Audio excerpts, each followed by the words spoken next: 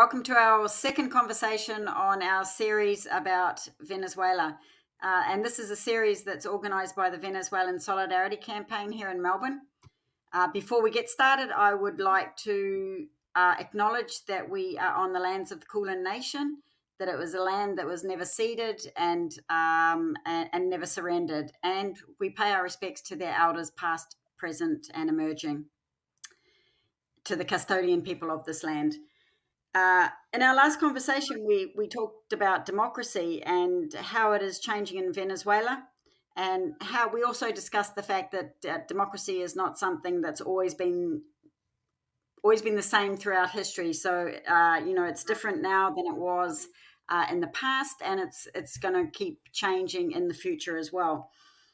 To open, we're going to touch a bit more on that later on today, or throughout this conversation.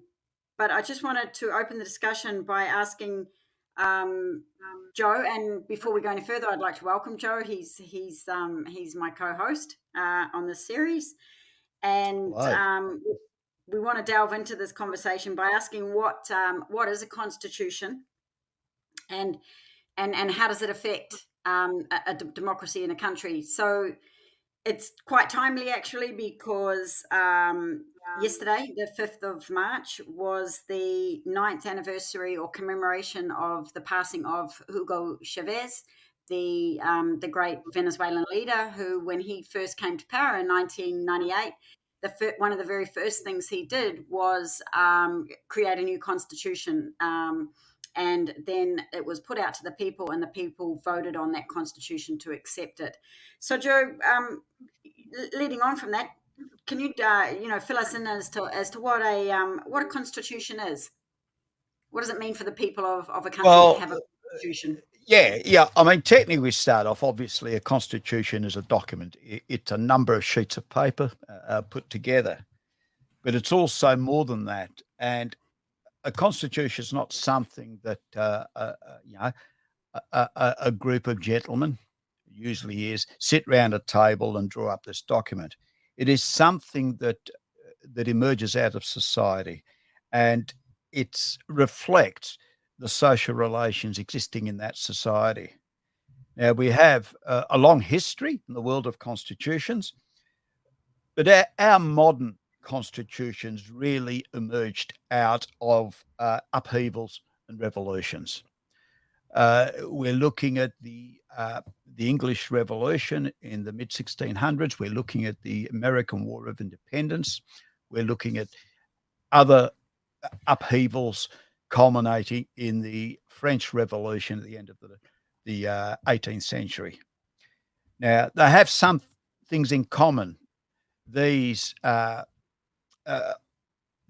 movements, there were social movements that arose because the old aristocratic, I should say, authority had declined, and there was a changeover, and people wanted to have more of a say in the affairs of state, and so on.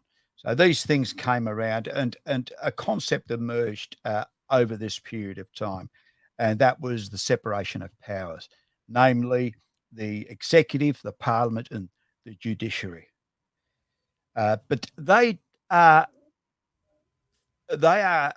what is there is what has already been won. If we take the last one, the French Revolution had already passed, and then a new constitution came into existence. It's repeated everywhere else. So they don't set up anything new. They just recognize that society has changed.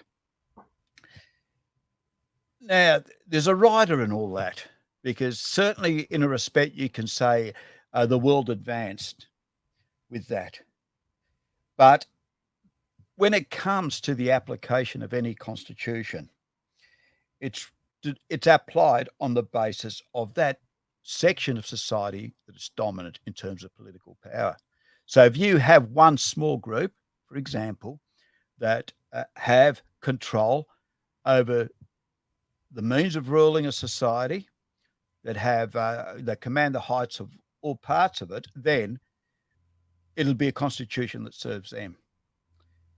So that's what happened with previous constitutions, and they no longer served society as it was at that point. So there was an upheaval against it, and there was a new constitution. If we look at the example of Australia, that our constitution that came with federation, 1901, 100 years earlier, it was something that emerged out of an aspiration of those who lived in this land, in the various colonies, to become a nation, to become one. But there's also another side to it, because it was something that was compromised because it required the agreement of the old power. That's the British Parliament, the British Crown, and it became conditional. So it was not a complete constitution in the sense of what other countries have. It was what I'd term a minimalist constitution that brought about some basic changes, but but it didn't change power relations.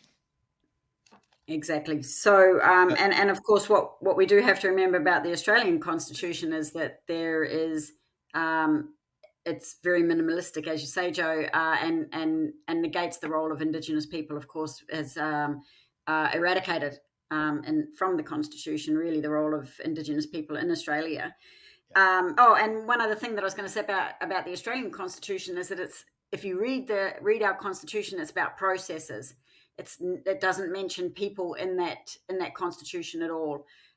So whether that be Indigenous people or the people that were shipped out here, in chains and so on, it doesn't mention anything about the people. So obviously, Yeah, could I just say a couple of words on that, because that's very true. And if you read through it, it comes across as quite a boring document. That it's technical, and it says which level of government or what power a certain level of government has or doesn't have, and who should have authority over this and that.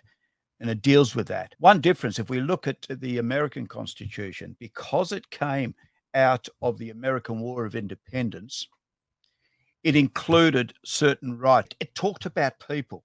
This is a constitution that serves a sovereign people. Our constitution misses out on that. It deals with government, but not with rights. So that leads on to my next question then, in relation to Venezuela. Well, I mentioned earlier that one of the first things that Chavez did when he came into government, when he was elected into government, was that he organised a new constitution and put it to the people for a vote.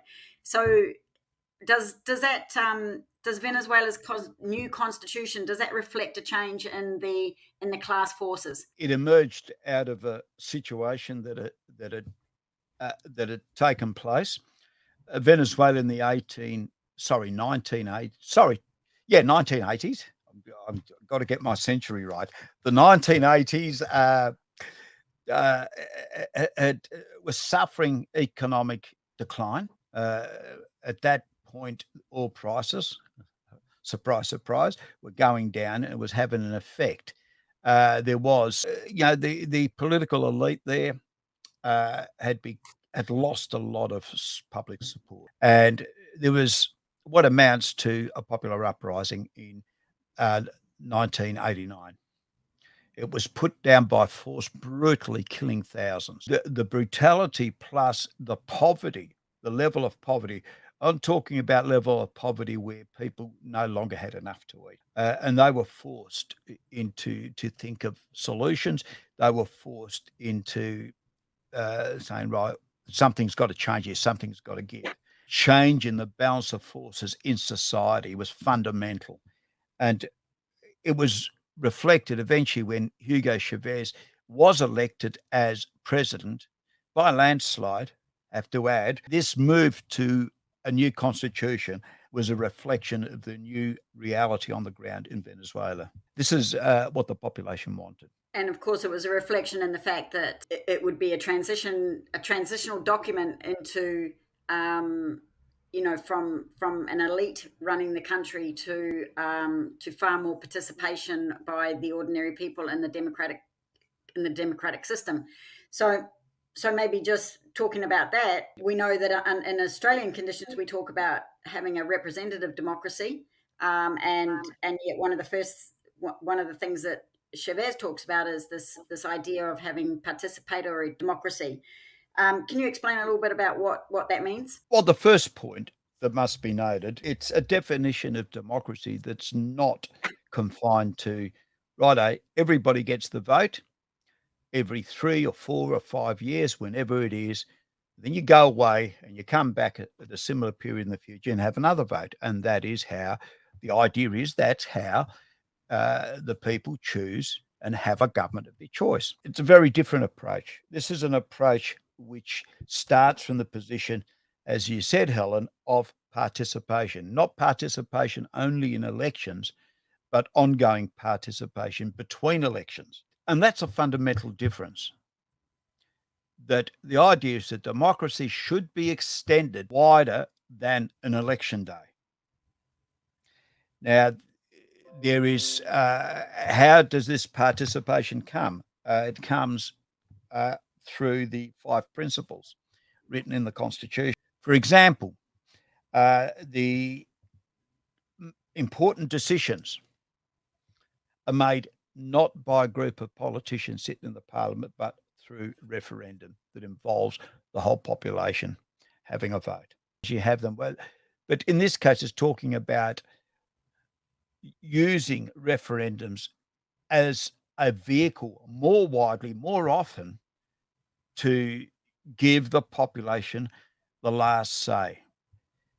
And sorry, and just on that, Joe, so it's the ordinary people that that have the right to create a referendum. It doesn't come from top Yes, down where the government creates that referendum. It's the uh, people deciding that ex- they need to have a referendum because they're unhappy about a situation. So they create a referendum, and it'll be put to the people for a final vote, as you said. yeah, and that's it. And the referendum's kicked off through a petition. If there are a lot of people sign, and there's a formula there that a referendum must be held. The second one is the establishment of local planning councils. That means local bodies that consult with their constituents and involve their constituents in drawing up plans for their future. So this is something that, no, it's not something that the local member or a minister will convene. It's something which is an ongoing process which is established at the local level. And Can I just interrupt you, Joe? There, I'm pretty sure that in Venezuela, and I'm pretty sure that so I think it's been referred to as collapse, and yeah, one example of how this participatory democracy works is that the yeah, in Venezuela, because the sanctions were biting so hard and the people weren't having enough food. This is one of the organizations that organized to have food delivered to people, so that they had a basic calorie count of food and so on, so that nobody was going hungry. And so that was the role of this particular part of the democratic process. that is one form of this type of local organisation or local council, as they say. It's not a municipality as we know, like the municipal council.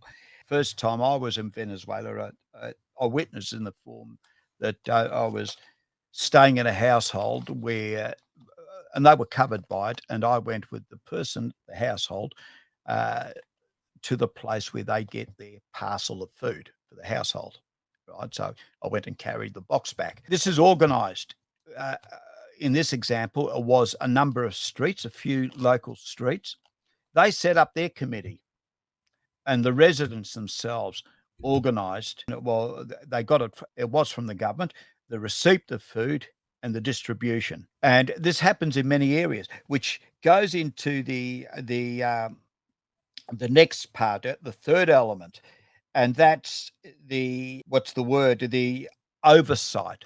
Local committees are set up to oversee the performance of their elected reps. But it doesn't stay at elected reps. They oversee the operation of government departments as well. So we know, for instance, every municipality, every local area has to have garbage collected. There will be generally a group that of residents as a committee who are formed, have been elected into a committee, who supervise and make sure the garbage is collected properly and on time, and anything else that might go along with it. And we can multiply that, the local kinder, the local primary school, local health service, those sort of things. They all have supervisory committees associated with them that make sure they run properly and in the interest of their local community. So that's one. The other one, which has been emerging, which is also, or which is the fourth one, which is included in the Constitution, is the existence of citizens' assemblies. So this is a big picture thing. Again, at the local level, that people, those who live in that area, elect their people. They have meetings, they have their own organisations, and they elect their delegates to an assembly. It makes major decisions about policy, development, the economy, the local economy, and so on, all areas that affect life. So that's very important, that idea of citizens' assemblies. The fifth one is ensuring that government, again, not only talking of the parliament, but departments of the public sector, always operates with the involvement of community. Community is involved in deciding the policies across the board of the whole public sector, how they're implemented, and supervise and decide whether they're performing as they should be or not, where there should be some changes made. Now, they're the 5 principles written into the Venezuelan constitution, which are aimed at ensuring that it becomes a participatory constitution. And it's something that many countries don't have. So come back to Australia. There is none of that in our constitution. Our constitution, by comparison, is extremely not only minimalist, it's backward. I think that we'd probably find that we have elements of it in different state laws or local government laws or things like that. But at the same time, it's not at the forefront of what we see as, in Australia, as what's been seen as a really important contribution that people can make to the democracy. So while it's written in words, maybe in some hidden, obscure law or statute or something, again, it's not at the forefront of what is seen as encouraging people to participate in our democracy. And my understanding is that even under Maduro, recently there's been changes to the constitution or rewriting or maybe even a new constitution being created that's going to be even more encouraging of people participating in the democracy. Yep. So, Joe, can you just fill us in on how did that participatory democracy or an involvement of the people in the processes, how was that reflected in the elections that took place in October 21, where we know that Maduro won for a second term, and how involved were the people in those processes? Yeah, well, technically Maduro didn't stand for election. It was not a presidential election, but the political party which he represents, the United Socialist Party of Venezuela, certainly did win, and overwhelmingly. Process of participation was reflected mainly in the number of people who stood for election. Now, we're talking about election for local councils, governors and mayors. All told, 72,000 people in a population of around 30 million stood for election. I'll repeat that, 72,000 people. Now, you do not have to belong to a political party to stand. Anybody can, although out of the 72,000, 60,000 stood uh, for the right to represent the United Socialist Party of Venezuela. So it's a majority did, but not all. There's still a substantial number of people who didn't. How this worked out and who eventually stood was not determined by a bureaucratic body or politicians. Every candidate had to attend meetings, meetings, or meetings within their communities, public meetings. They had to put forward their proposals. People who knew them questioned or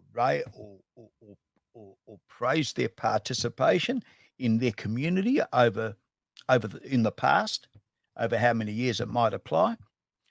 And they were judged whether they were worthy or not. In other words, whether these people at a particular meeting, for example, thought that this person would be a good representative for them or not. Now, these people had to attend more than one of these meetings, had to go to a series of them. And those who finally stood are those who got enough endorsement from their constituents in the first place. So, again, it's not party machines that are selecting candidates. It's the constituents at the local level who these people hope to represent, who do the choosing of the candidates. And then finally, these candidates stand for election. So that's how the system worked. Again, completely different to the Australian experience, because here it is party machines decide who the candidates are going to be. Exactly. The other side, of course, is if we can say negative side, and which is identified there. There is still some limitations in terms of this continuing development of participation, because the idea has gripped that the authority should be much less in the hands of politicians.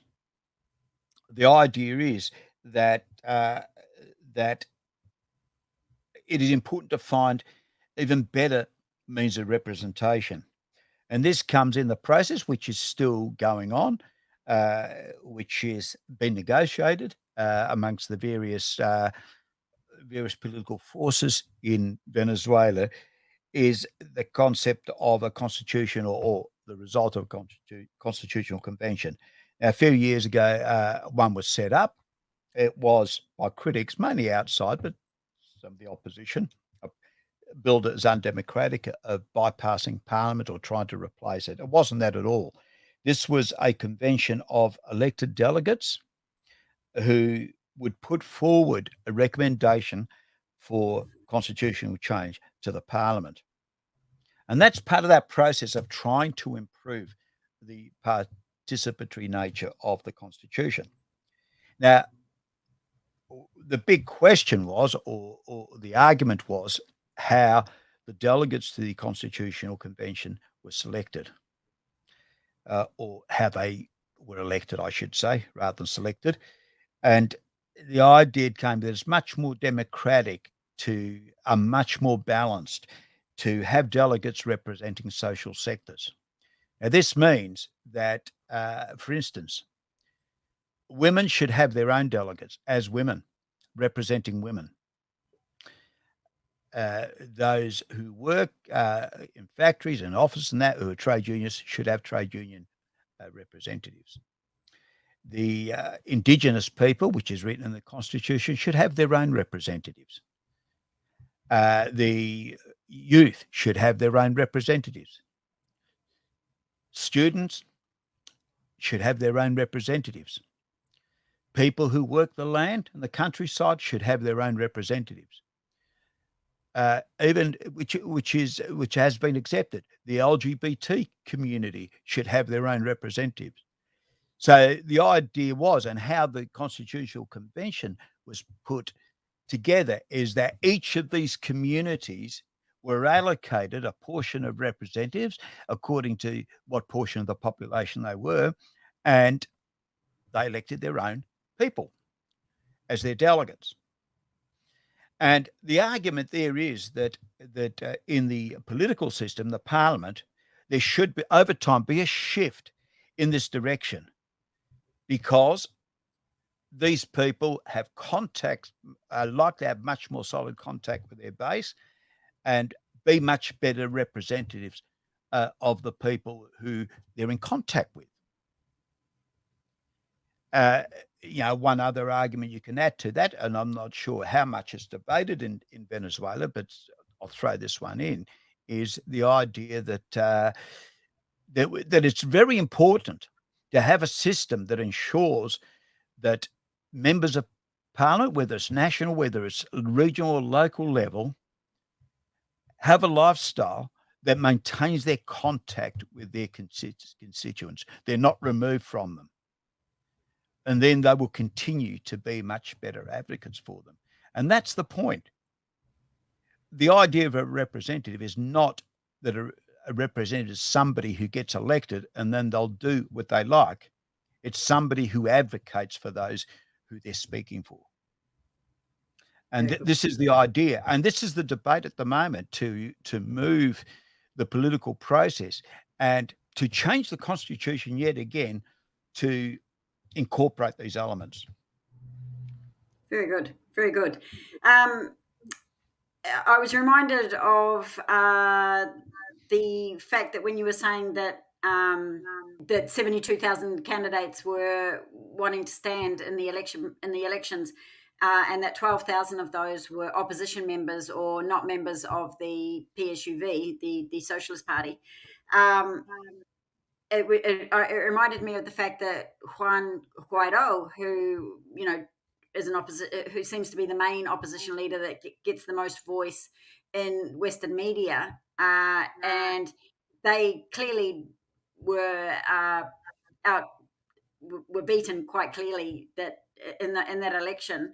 There was a representative, her name was Tania Diaz, and she said that if anybody's going to take over Venezuela, they can't do it by force. They can't do it by military. They have to do it through our democratic processes, because the people now are so geared up to the processes of democracy and their understanding of how to be involved in the democratic processes and how the change is going to come about through government and through the people participating in democracy, that she says that that's the only way that Venezuela will actually be that there will be a regime change, if you like. So the United States wants a regime change by force. Venezuelan people are saying the only way you're going to be able to have a regime change is through these democratic processes that have been set up. And I think, as you're saying, Joe, those processes are going to get stronger and stronger the more they actually kind of decentralize from big government bodies into representatives of the people from the grassroots level. So that's only going to get stronger and stronger as part of the processes that you were describing. One other thing that I just wanted to ask you, Joe, is this whole idea of being able to recall your or hold your representatives accountable to what they say, and you touched on this right at the very end of your talking about the processes in Venezuela. You touched on the fact that the representatives need to be accountable to the people. So what happens if somebody is considered not doing their job correctly in the government? Well, to be doing their job. And I'm talking about from the president down, all representatives under the Constitution, that if there are constituents who don't believe they're doing what they should be doing, have a right under the Constitution to collect a petition, collect signatures on a petition. Now, they do need to have a certain percentage of the constituents on. Obviously, otherwise it would get pretty frivolous, But if they do get what the percentage is required under the law, then that person holding office must stand down and there must be a new election. Recently, that's this year, sections of the opposition put forward, and they went through the process of one of these petitions for recall of President Nicolas Maduro. It didn't work because they got far, far short of the required number of signatories. Now,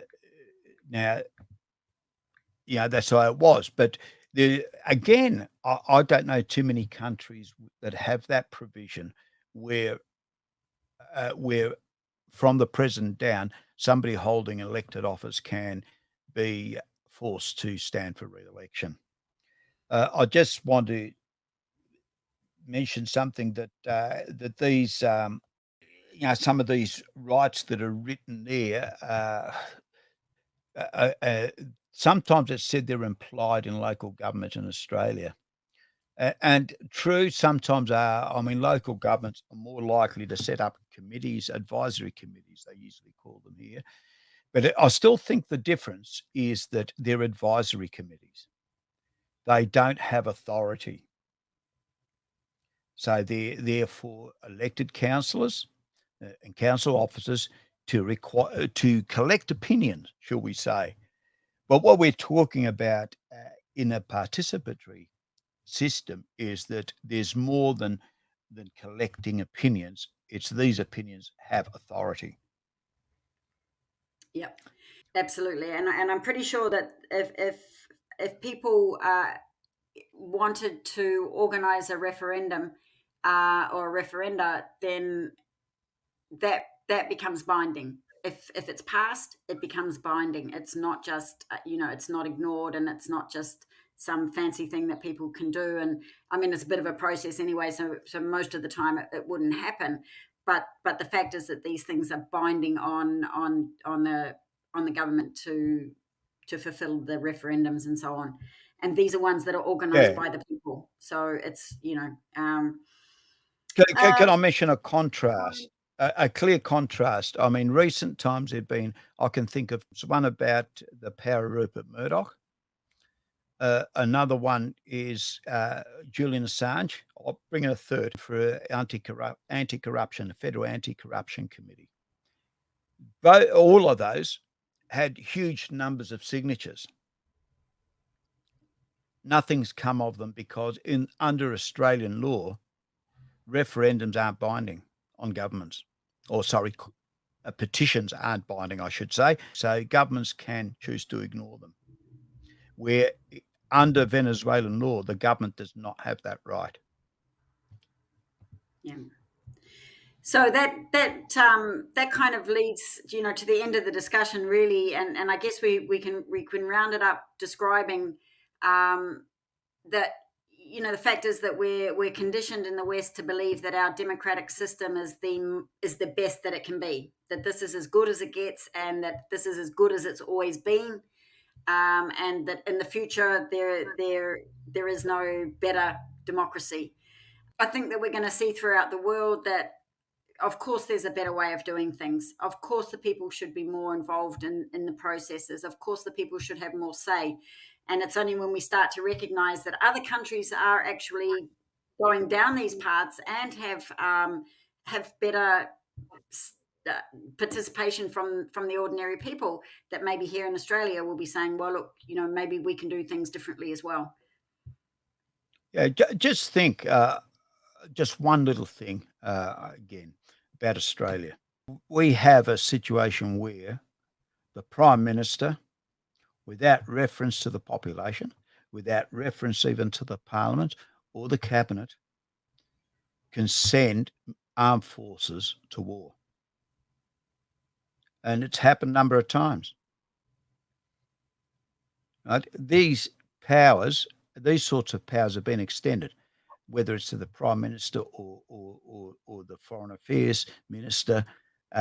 Increasingly, we're moving in a direction where ministerial discretion decide policy, not even the parliament, not even the cabinet. So we're Where's actually that becoming taking less us? democratic. Yeah, and they've been sidelined. I know one of the complaints with our current Prime Minister, even within his own cabinet, if you listen to the squeaks and yelps that are coming from there, is that there's a lot of, even the ministers are dissatisfied that they are not consulted in decisions made about their own portfolios. So imagine how those who aren't ministers feel. Exactly. Completely ignored. So we're developing into sort of command type government more and more as we go along. And that needs to change because there are serious dangers for this nation in that. Exactly. And of course, the more our economy is becoming shrunk, smaller, competition's becoming greater amongst nations. The threat of war and the threat of less democracy is being highlighted. We're seeing governments, as you say, Joe, making decisions without consulting Parliament, and spending more and more money on war against peoples that we don't have, a gripe with. And in fact, they could be our trading partners. So we need to, as you say, Joe, be really conscious of the fact that we can't allow governments to continue to grow in strength without the participation of the people and without the consultation of the people in these decision-making processes. Yeah, but I think part of that, a very important part of that, is that we've got to, as a society, we've got to learn not to be fooled so easily. In a sense, this barrage of misinformation that we get, this barrage that tells us how democratic we are and how undemocratic everyone else is, we need to learn to look at the ground, have our feet planted on the ground, look at the ground, see what's really there, what we're really walking on, not what somebody tells us we're supposed to think we're walking on. And, when we know where we are, then we're in a position that we have the power to do something about it. But I think in the meantime, while we're discovering ourselves here, and it's a slow process, and progress has been made, that the people of Venezuela, for example, are lighting a torch in a sense. They're lighting the way ahead. And I think that we have to recognise that the balance of forces are changing also in the world, and if we want to take a bit of control as the ordinary people, we have to start challenging government. And I think it's more than just a challenge in the parliamentary system. We have to recognise that the parliamentary system has its shortcomings because of the fact that it's representative of those that are most dominant. And so the forces that are most dominant in our society get the biggest say. Those are the wealthiest, those that control the media, those that control the armed forces, all of the different centres of power in our society are being represented more and more in Parliament. And so we have to look outside Parliament to start saying, well, how are we going to run things here in Australia? How can the ordinary people create jobs for themselves? Because if unemployment starts to increase and we have less jobs, how are the ordinary people going to create jobs? How are we going to look after each other? Really, is the key question here. Yeah. Now, I'd like to strike a note because that is possible, and it has happened. Some respect in the process leading up to federation and our first constitution as a nation, there was tremendous participation. The people, communities were gathering all over the country, discussing what sort of future we need to have, what we need to do, what type of constitution, what should be included in the constitution, etc., etc. It culminated in the constitutional conventions. The problem was, and that was the shortcoming that eventuated, is that the political representatives who tended to be toffs around the place, most of them, took it to the British Parliament because they wanted to be nice, and the British Parliament had a look at it and said, "Hang on, we don't like this," and they rewrote it. They rewrote the draft of the Australian Constitution, and the number of things were changed. And one of the things that was imposed and was accepted by the lead delegates who went to London is to maintain the British Crown authority over Australia. At that time, the Privy Council of the House of Lords, the highest body of the House of Lords, have been the ultimate legal authority in Australia. They rejected the Eureka flag as the flag of Australia because that's what was proposed. That was what was popular in Australia, and decided, no, you can't have that. We'll stylise it and we'll put the Union Jack on the corner. That was not decided by Australians. That was decided by the British Parliament. That's the government there and the opposition united together to limit Australia's independence and Australia's constitution. So we should understand that, because I think, as some of us have been saying for a long time, there is unfinished business there that we need to progress as well.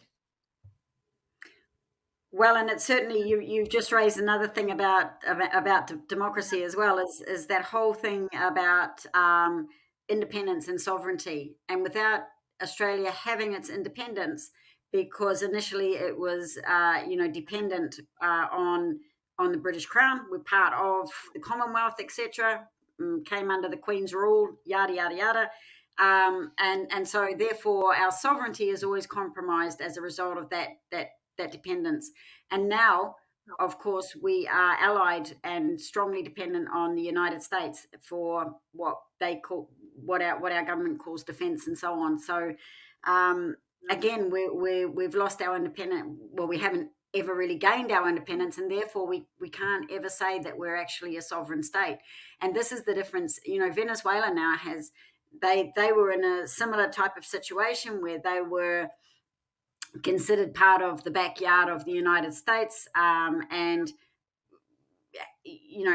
elected Chavez, who stood on a platform of independence and sovereignty and created a new constitution. And I think it's fair to say that without sovereignty and without independence, we cannot have a new type of democracy.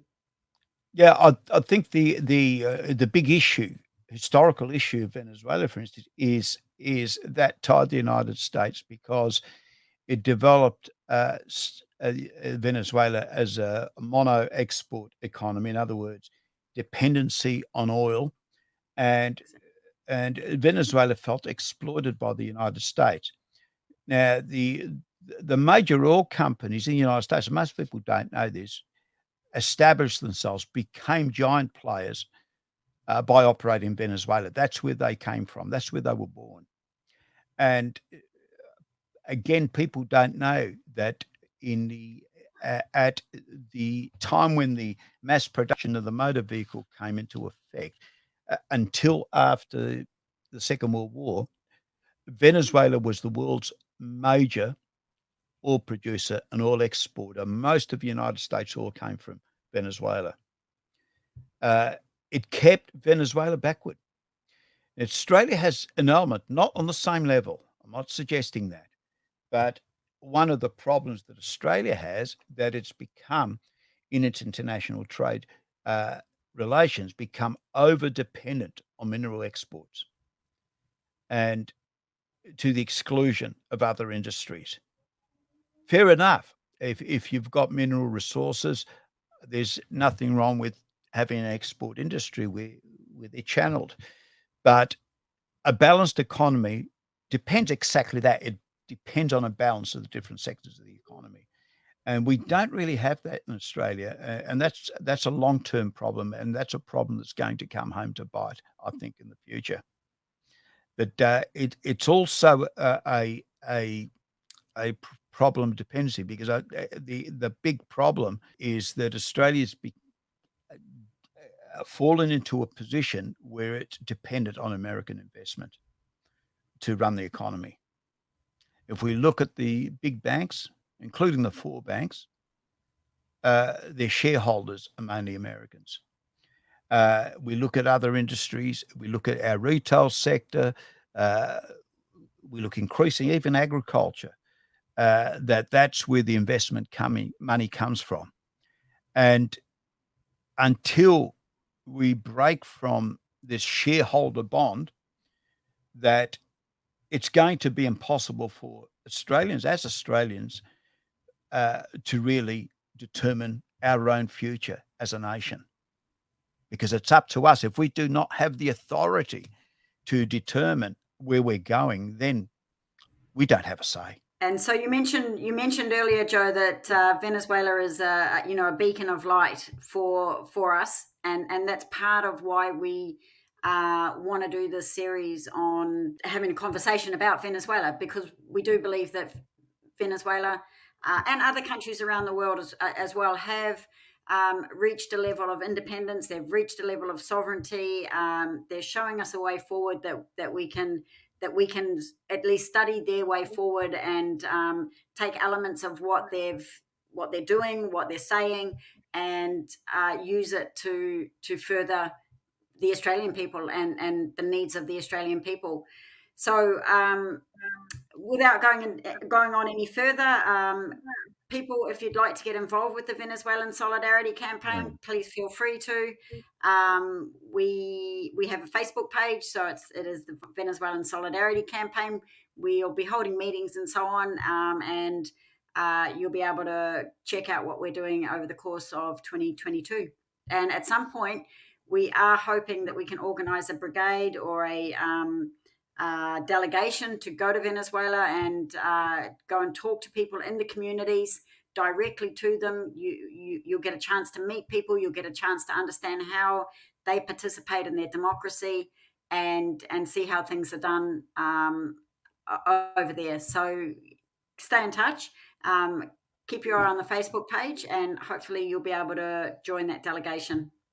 So without anything further, Yeah, I think we. could I just mention one thing, because I think it's important, because I can see sometimes, people say, you want us to be just like Venezuela.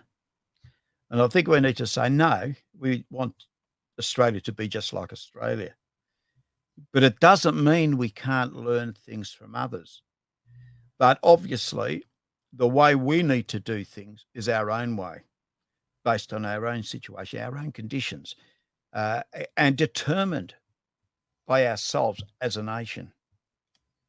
That is the only qualification I put, and it's a really important one, because it won't work any other way. Absolutely, there's so many things to consider in how we move forward. Not least of all is the Indigenous question and so on. So there's a lot of things that we have to consider that Venezuela maybe didn't have to consider. So it will be Australia, a better Australia with better with Australian conditions, made under Australian conditions, not somebody else's conditions. Or is anything else you'd like to add to it, Joe? No. No, that's fine. Yeah. Okay. Well, the next one of this conversation will be in a month's time, so we'll see you all then. Thank you.